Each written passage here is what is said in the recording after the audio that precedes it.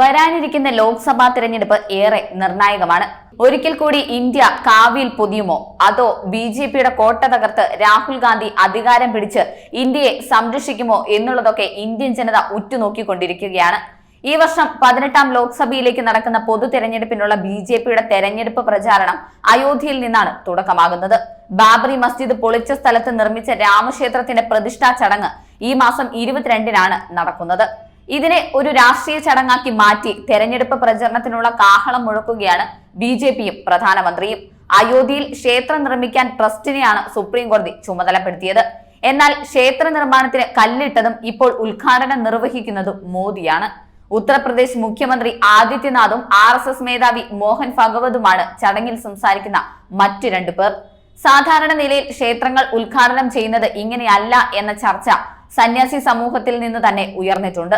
ക്ഷേത്ര നിർമ്മാണം പൂർത്തിയാക്കുന്നതിന് മുമ്പ് ഉദ്ഘാടനം നിർവഹിക്കുന്നതിന് ശങ്കരാചാര്യ അവിമുക്തേശ്വരാനന്ദ ചോദ്യം ചെയ്തിട്ടുണ്ട്. രാമനവമി ദിനത്തിലാണ് ശ്രീരാമക്ഷേത്രം തുറന്നുകൊടുക്കാൻ പറ്റിയ ദിവസമെന്നാണ് അവിമുക്തേശ്വരാനന്ദ സ്വാമികളുടെ അഭിപ്രായം. ഇതിൽ നിന്ന് ഒരു കാര്യം വ്യക്തമാണ്.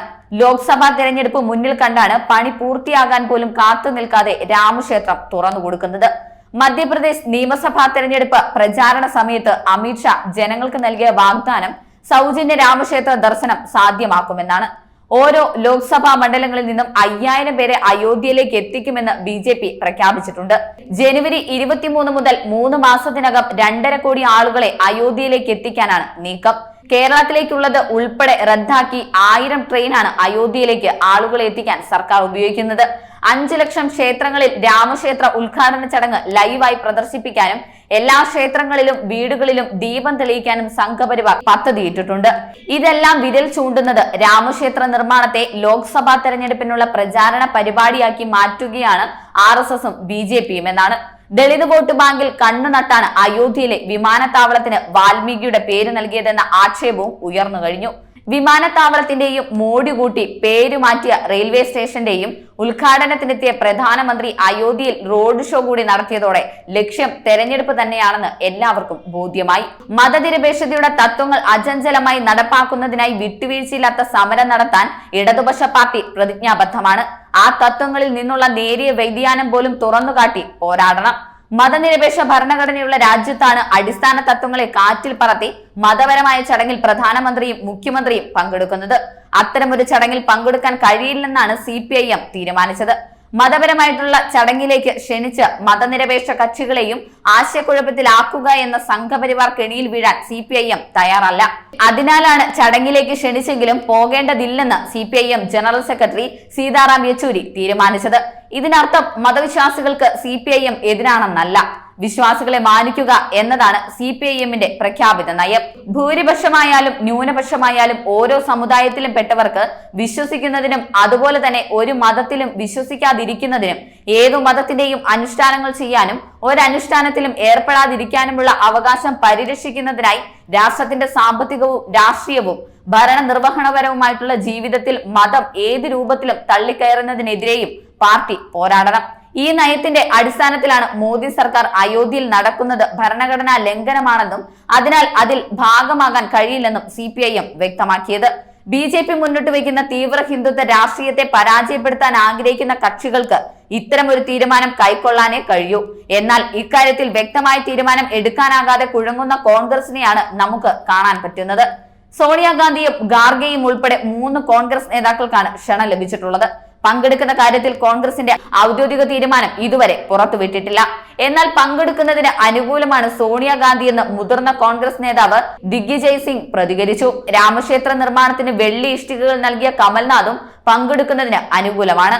കോൺഗ്രസിനെ ക്ഷണിച്ചതിൽ നന്ദി പ്രകാശിപ്പിക്കാൻ സംഘടനാ ചുമതലയുള്ള ജനറൽ സെക്രട്ടറി KC വേണുഗോപാലും തയ്യാറായി. 1986 ഫെബ്രുവരി 1 പള്ളിയുടെ ഗേറ്റുകൾ തുറന്ന് രാമവിഗ്രഹത്തിൽ പ്രാർത്ഥന നടത്താൻ ഹിന്ദുക്കളെ അനുവദിച്ചത് രാജീവ് ഗാന്ധി സർക്കാരായിരുന്നു. 1989 നവംബർ 1 ബാബറി ഭൂമിയിൽ ശിലാന്യാസ് നടത്താൻ അനുമതി നൽകിയതും രാജീവ് ഗാന്ധി സർക്കാർ തന്നെ. നന്ദി പ്രകടിപ്പിക്കാൻ എന്തുകൊണ്ടും അർഹതയുള്ള പാർട്ടിയാണ് കോൺഗ്രസ്. നേരത്തെ കമൽനാഥ് അവകാശപ്പെട്ടതുപോലെ കോൺഗ്രസിന്റെ സഹായം ഇല്ലായിരുന്നുവെങ്കിൽ രാമക്ഷേത്രം ഒരിക്കലും ഉയരില്ലായിരുന്നു. 1949 ഡിസംബർ 22 അഭിരാംദാസ് ബാബറി മസ്ജിദിൽ രാമവിഗ്രഹം സ്ഥാപിച്ചപ്പോൾ കേന്ദ്രത്തിലും സംസ്ഥാനത്തിലും ഭരണം നടത്തുന്നത് കോൺഗ്രസ് ആയിരുന്നു. 1986 ഫെബ്രുവരി 1 പള്ളിയുടെ ഗേറ്റുകൾ തുറന്ന് രാമവിഗ്രഹത്തിൽ പ്രാർത്ഥന നടത്താൻ ഹിന്ദുക്കളെ അനുവദിച്ചത് രാജീവ് ഗാന്ധി സർക്കാരായിരുന്നു. 1989 നവംബർ 1 ബാബറി ഭൂമിയിൽ ശിലാന്യാസ് നടത്താൻ അനുമതി നൽകിയതും രാജീവ് ഗാന്ധി സർക്കാർ തന്നെ. 1992 ഡിസംബർ 6 ബാബറി മസ്ജിദ് തകർക്കപ്പെട്ടത് നരസിംഹറാവു പ്രധാനമന്ത്രി പദത്തിലായിരുന്നപ്പോഴായിരുന്നു. അതിനാൽ ക്ഷണത്തിന് നന്ദി പ്രകടിപ്പിക്കാനുള്ള അവകാശം കോൺഗ്രസിനുണ്ട്. നെഹ്റുവിന് ശേഷം കോൺഗ്രസ് കൈക്കൊണ്ടുവരുന്ന മൃദു ഹിന്ദുത്വ സമീപനത്തിന്റെ ഭാഗം തന്നെയാണ് ഈ പ്രതികരണങ്ങൾ. മതനിരപേക്ഷ പാരമ്പര്യത്തിന്റെ ആണിക്കല്ല് തകർത്തുകൊണ്ടാണ് ബാബറി മസ്ജിദ് പൊളിച്ചത്. ആ പള്ളി തകർത്തെടുത്താണ് കോടതി വിധിയുടെ ബലത്തിൽ രാമക്ഷേത്രം ഉയരുന്നത്. അതിന്റെ ഉദ്ഘാടനമാകട്ടെ ഒരു രാഷ്ട്രീയ ചടങ്ങായാണ് നടത്തുന്നത്.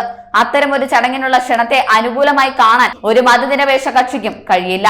എന്നിട്ടും ചടങ്ങിൽ പങ്കെടുക്കാൻ മത്സരിക്കുകയാണ് കോൺഗ്രസ് നേതാക്കൾ. ഉദ്ഘാടനത്തിന് വിളിച്ചില്ലെങ്കിലും പോകുമെന്നാണ് ഹിന്ദി മേഖലയിൽ കോൺഗ്രസിന് ഭരണമുള്ള ഏക സംസ്ഥാനമായ ഹിമാചൽ പ്രദേശിലെ മുഖ്യമന്ത്രി സുഖീർ സിംഗ് സുഖു പറയുന്നത്. കോൺഗ്രസിന്റെ ലോക്സഭാ തെരഞ്ഞെടുപ്പ് പ്രചരണത്തിന് തുടക്കമിട്ട് കഴിഞ്ഞയാഴ്ച നാഗ്പൂരിൽ നടത്തിയ റാലിയിൽ മുഖ്യ പ്രാസംഗികനായ രാഹുൽ ഗാന്ധി അയോധ്യ വിഷയത്തെക്കുറിച്ച് സംസാരിക്കാതെ ഒഴിഞ്ഞു മാറിയത് ആ പാർട്ടിയുടെ പ്രത്യയശാസ്ത്ര പാപ്പരത്വമാണ് വെളിവാക്കുന്നത്. ചടങ്ങിൽ പങ്കെടുക്കരുതെന്നാണ് KPCCയുടെ നയമെന്ന് K മുരളീധരൻ ഒരു വേള പറഞ്ഞെങ്കിലും അത്തരമൊരു നിലപാട് എടുത്തിട്ടില്ലെന്ന് KPCC പ്രസിഡന്റ് K സുധാകരൻ തിരുത്തി. കോൺഗ്രസിന്റെ ഈ മൃദു ഹിന്ദുത്വ ധാരയ്ക്കൊപ്പമാണ് കേരള പ്രദേശ് കോൺഗ്രസ് കമ്മിറ്റിയും. ഹിന്ദുത്വ രാഷ്ട്രീയത്തെ താലോലിക്കുന്ന കോൺഗ്രസിന്റെ ഈ നയത്തോട് മുസ്ലിം ലീഗ് ഉൾപ്പെടെയുള്ള UDF ഘടകകക്ഷികളുടെ നയം എന്താണ്? തെരഞ്ഞെടുപ്പ് മുന്നിൽ കണ്ട് രാമക്ഷേത്ര ഉദ്ഘാടനം BJP രാഷ്ട്രീയമായി ഉപയോഗിക്കുകയാണെന്ന് മുസ്ലിം ലീഗ് അഭിപ്രായപ്പെടുമ്പോഴും ചടങ്ങിൽ കോൺഗ്രസ് പങ്കെടുക്കണമോ എന്ന കാര്യം അവർ തന്നെ തീരുമാനിക്കട്ടെ എന്ന നയമാണ് സ്വീകരിച്ചിട്ടുള്ളത്. പങ്കെടുക്കരുതെന്ന് പറയാനുള്ള ആർജവം മുസ്ലിം ലീഗും പ്രകടിപ്പിക്കുന്നില്ല. കോൺഗ്രസിന്റെ മൃദു ഹിന്ദുത്വ സമീപനത്തോടൊപ്പം നിലനിൽക്കുന്ന നയമായേ ഇതിനെ കാണാൻ കഴിയൂ. കൂടുതൽ വാർത്തകൾ അറിയുവാനായി ഈ ചാനൽ സബ്സ്ക്രൈബ് ചെയ്ത് ഫോളോ ചെയ്യുക.